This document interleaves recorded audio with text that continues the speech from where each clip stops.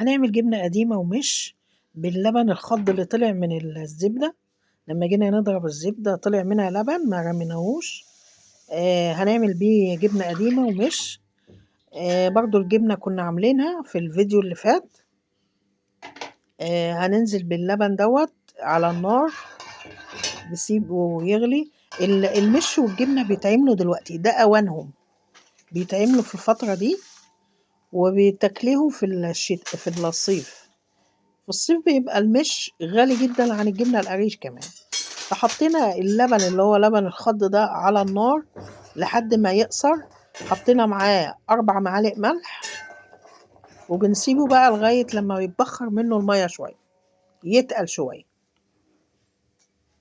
عندي معلقة فلفل أحمر، اللي هو كان اللي ضربناه في الخلاط، اللي كان في أول الفيديو، اللي ظهرته في أول الفيديو.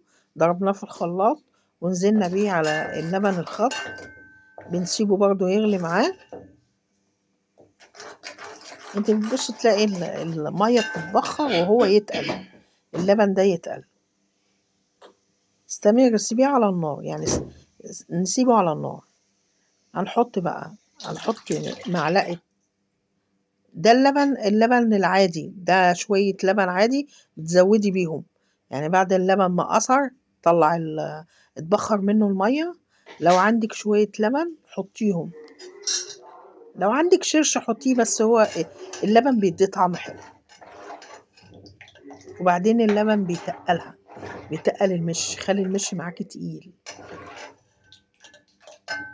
حطينا اللبن يغلي مع لبن الخض، بيغلي كله مع بعضه.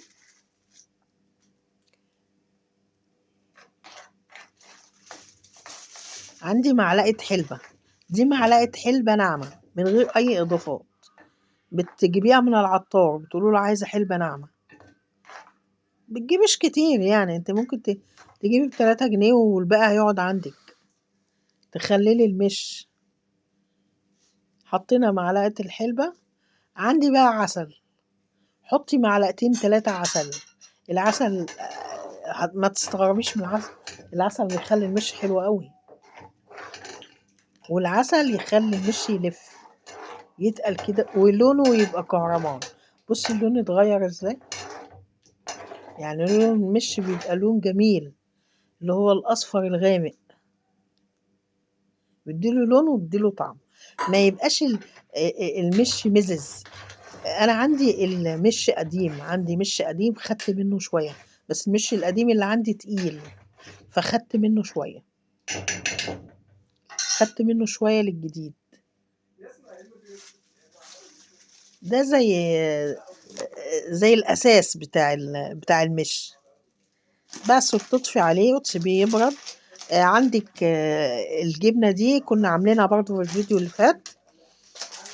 بنجيب ملح وشطه ونمسك حته الجبنه، نقلبها في الملح والشطه وتحطيها في مصفى، تسيبيها بقى، يعني ممكن تسيبيها من الليل للصبح، بحيث ان هي ايه، تنزل المية اللي فيها، تصفد المية اللي فيها. علشان ايه احنا بنعمل كده ليه؟ علشان الجبنة ما تتهريش في المش. بس بتقلبي الشطة والملح، وبتقلبي حتة الجبنة وبتحطيها في مصفى تنزل المية اللي فيها بس. وبعد كده بتملي البطرمان بقى وكليها في الصيف، بتبقى جميلة قوي. يعني المش ده يعني بيبقى حلو قوي في الصيف، هو اوانه في الصيف. يعني احنا بنعمله في الشتاء، لان احلى جبنة واحلى سمنة بتبقى في فترة الشتاء. يعني زي ما بيقولوا في طوبة وامشير والكام شهر دول بتبقى احلى جبنة بتتاخد، وبالتالي بيبقى تعملي المش منه بيبقى تحفة بصراحة.